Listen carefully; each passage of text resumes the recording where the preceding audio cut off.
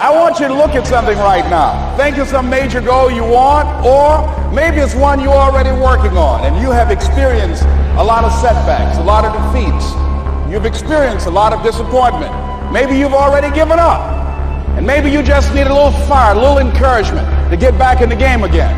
Here's what I want you to look at.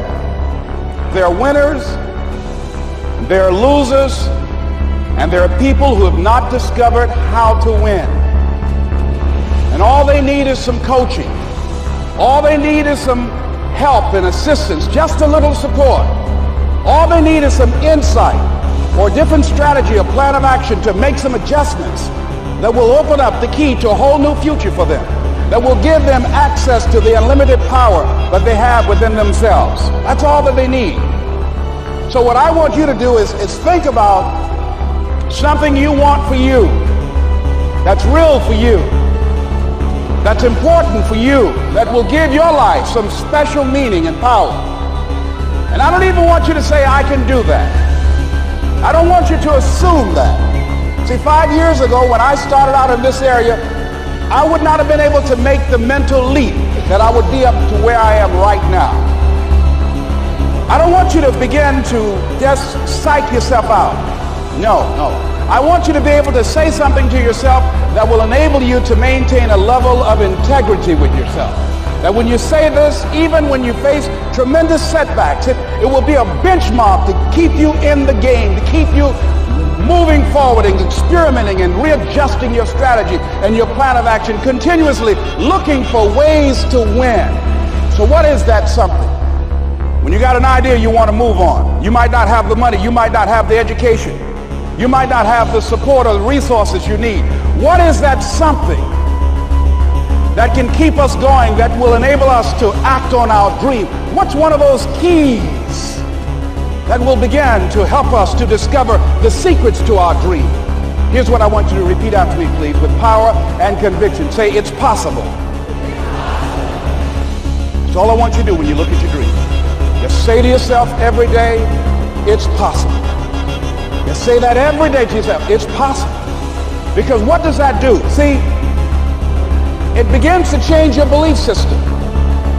See, the way in which we operate, ladies and gentlemen, it's a manifestation of what we believe, what's possible for us. Whatever you've done up to this point, all that it really is a duplication, it's a reproduction of what you believe subconsciously that you deserve and what's possible for your life. Most people operate out of their personal history, out of their memory, things they've done, things they've experienced, things they've seen, things that they have observed. What I'm suggesting that you operate out of a larger vision of yourself. I want you to see yourself doing what you want to do, experiencing what you want to experience, having what you want to have, doing what it is that gives your life some meaning and value. Operate out of your imagination, not your memory.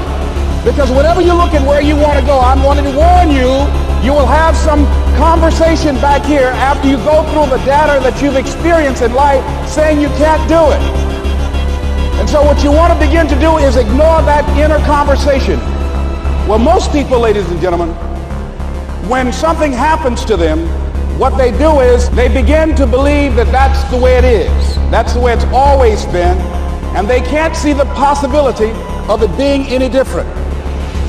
Example, before April 1954, the common belief, the universal belief, because it had been tried again and again and again and people had failed, the belief was that man was not physically capable of breaking the 4-minute barrier, that he could not run a mile in less than 4 minutes. That was the belief on the planet. It had never been done.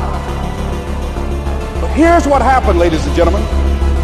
Roger Bannister came along, and he broke the 4-minute barrier. Now here's what's significant about that. Since that time, up to this day, over 20,000 people have done it, including high school kids. What changed?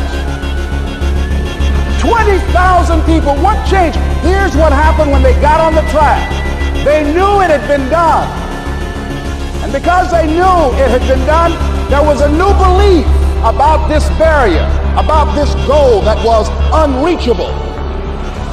And those 20,000 people got in the race believing, knowing in their heart that someone had done it, that it's possible that they could do it. And I'm saying that if you know anybody that had some goal, some dream, something they wanted to do, and they did it, then I'm saying that you know in your heart that if someone has done it, then you can do it. It's possible. And that if someone can make their dream become a reality, that it's possible that you can make your dream become reality.